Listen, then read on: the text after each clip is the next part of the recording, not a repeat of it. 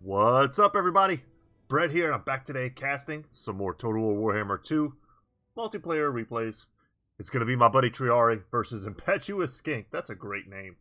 A very strong-looking Empire build. Let's see how my buddy can do. Triiari is a great player. He loves his High Elves, and this replay is in honor of him and his new computer. So, guys, playing Total War on an old computer is one of the most frustrating things imaginable. Like, truly it is. Load times are atrocious. You can't get that graphical fidelity you want. But he's all excited because he got to play this game on Ultra. And, oh my god, the difference playing on Ultra makes. Look how beautiful these Shadow Warriors are. One of the coolest units in the game. Currently wrecking me in my in my single-player campaign with Malice. Every time a Lithanar comes out of the shadows, I get wrecked by Shadow Walkers and Shadow Warriors. And Lothern Seaguard, for that matter. But anyway, this is his inaugural battle on the new rig, and I want to see how he's able to do, because this is quite the tough and formidable Empire army. We've got Pistoliers coming around the flank, looking to do some harassing. We've got more Pistoliers. Looks like maybe a little bit of micro fail here. This bit of terrain here might have split this group.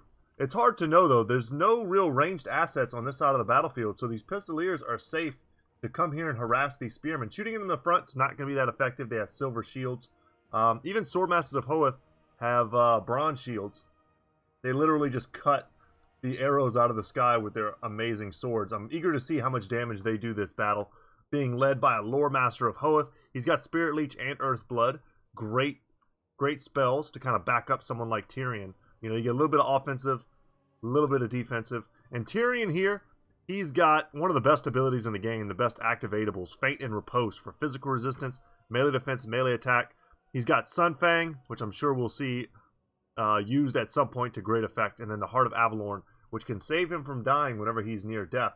And him and the Fireborn are going to be advancing, looking to kind of screen, perhaps, for the Shadow Warriors. Silver Helms, both with shields, so a little bit of an investment there, looking to go toe-to-toe maybe with some Knights. Empire oftentimes likes to contest the Cav game. They've got pretty cheap Cav options in the form of Empire Knights, and then they also have straight-up killers in the form of, I wouldn't really go with Knights of the Blazing Sun, perhaps, not in this matchup, but against the High Elves, I would probably just rock the old standby Demigryph Knights with Halberds.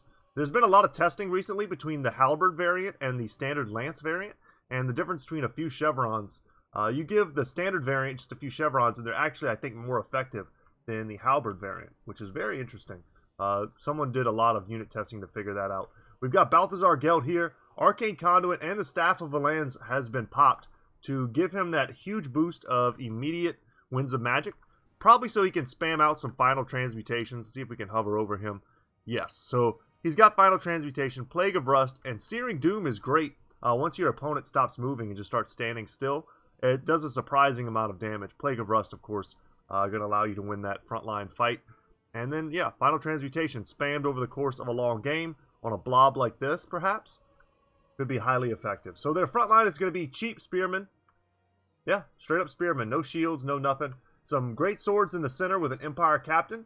I kind of like this. A nice little bastion of leadership to hold the center. Make sure you hold for as long as possible so you can get as much value as you can out of a unit like your Great Cannons. Don't know who they're firing at now. Looks like maybe just some spearmen. They should definitely be firing at Cav, or, I mean, the Fireborn if you can hit them. But Triiari's being smart. He's using this forest to screen. But for right now, they should be firing at the Swordmasters of Hoeth, guaranteed.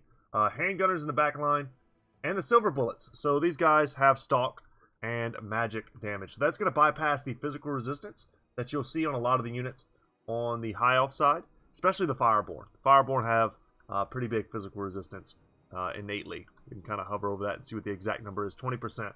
That's a lot. 20% damage resistance versus everything. These Pistoliers, looks like they've been somewhat forgotten about. I would want to be harassing for sure, and I'd probably be pulling these Pistoliers back because Shadow Warriors can really just run and shoot. They can scoot and shoot, so, and they will, and they'll tear apart Pistoliers. Looks like they're not even facing the right way. Come on, guys. Get to moving. Anything else? Anything I missed? We've gone the Demigryphs. I'm very curious to see what these Knights of the Blazing Sun are going to do. They're anti-infantry. Whereas the Fireborn, oh, Jesus. They've got harmonic convergence. Oh, look at their melee attack and melee defense. It's huge. They're anti-large. They're going to crush the Knights of the Blazing Sun. The Knights of the Blazing Sun don't want any of this.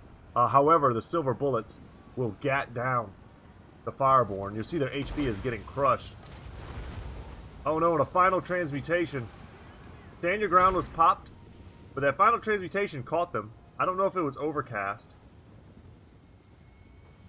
Maybe. It's hard to tell, but it was cast on this area and not on a specific unit. So anyone who walks into that area afterwards gets the effects. Handgunners are shooting, looks like at whatever they can get. And the Knights of the Blazing Sun being used to screen. The Shadow Warriors, they are using their superior range to keep the Pistoliers at bay.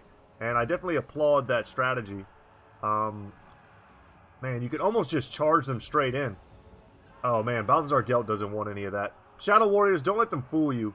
They are, they're ranged units, but they can stand and fight in melee. If we look at their stats, 38-34 in terms of melee attack, melee defense. 30 armor, so armor is definitely a problem, but against other lightly armored units, they'll do great. And a nice sandwich here. Both Knights of the Blazing Sun are caught. Oh god, this is disastrous for the Empire player. The Spearmen collide. The Swordmasters, oh god, we gotta get some slow-mo on this. Swordmasters versus Greatsword. The men of the Empire versus the elite of the High Elves. They're basically just waving their big, shiny sticks at each other. But you'll see some amazing chops at some point. I don't know if the Swordmasters have any, like, crazy animations. I feel like they should, though, If you spend, like, a couple thousand years perfecting your sword usage, you'll probably learn some pretty cool stuff. The Lore Master of Hoeth needs to be mobile for sure, because it's the only source of magic. Looks like it was moving over here to get an Earthblood. I might have gone all out and went for the upgraded Earthblood if he's got the Winds of Magic for it. It's hard to know, though. Balthazar Gelt charging in, but he's taking a lot of fire. And a little bit of a beating from those Shadow Warriors. But yeah, they catch there. The pinning in place with the Silver Helms, following that up with the rear charge from the Fireborn. That was enough to decimate almost any unit. Knights of the Blazing Sun are going to be gone, which is sad because they're such a beautiful unit. The Great Cannon, only 12 kills. Looks like it repositioned a bit. Probably is shooting into this cab blob, hoping to get lucky and hit something. I don't know what it's shooting at. Hopefully not Tyrion. That's just a waste of time. Tyrion is one of those guys who's so dangerous you have to save him for last. The handgunners are being moved back, but they're out of luck. There's 180 range on the Shadow Warriors, and if I was playing the Empire player, I would attack. I would move into melee and stop these Shadow Warriors from slaughtering my handgunners. Yeah, it's what you're supposed to do, but it's a little too late. The damage is done. The handgunners are mostly offline, and they're being chased now by Swordmasters. And the silver bullets are now, the distance is being closed on them. And Triiari's got enough assets to spread the field a bit, to take one unit and go after another unit. And once the Great Cannons are shut down, once the handguns are shut down, that's pretty much all there is. Balthazar Gelt, he's got Winds of Magic. He's got plays, no doubt he can make. But that battle was as good as won. So great job, Triiari. Great game. And thanks to Impetuous Skink for being a good sport. Honestly, I didn't see what happened to the Demigryph Knights. I totally missed that. My bad, y'all. But they only got 35 kills, so I imagine whatever they were fighting, probably just gave it up. Probably some spearmen. They just went and ran over some spearmen, but not the most effective use. Yeah, I think had the Empire player perhaps gotten in there with the Pistoliers a little bit sooner, really harassed that westernmost flank. I don't know what Triiari could have done about it. He would have had to respond with the Shadow Warriors to keep the Pistoliers at bay. And at that point, the Empire's Cav might have been able to make a few more moves. Yeah, I think that was kind of the first big blunder in this battle, was just that the Pistoliers weren't mobile enough, they weren't harassing enough in the beginning, and they weren't forcing the counter from the Shadow Warriors. Had they done that, might have found them out of position, and then the superior mobility and range, I might add, of the Empire player. They had the cannon, they had more cav, if you include the Pistoliers, and also Balthazar Gelt just being up on a flying Pegasus. Yeah, that's probably all I would change. Their front line was never going to compete. Standard Spearmen are 300. They're 200 gold cheaper. So you can go a little bit wider. Great Swords versus Swordmasters. I'm sure they just get chewed up. even with a couple chevrons if they had that before. I'm not positive. And then unfortunately, there just wasn't enough protecting these handgunners for them to do their job. The loss of the Knights of the Blazing Sun was 100% the turning point in this battle. If ever there was a chance for the Empire player to win, it was the deal was sealed once the Knights of the Blazing Sun got crushed. Because in the late game, if you don't have the DPS to deal with Tyrion, you just can't. You just can't. He's too strong. He gets huge physical resistance. His stats go up to like 99, 99. He's got massive armor. He's super fast.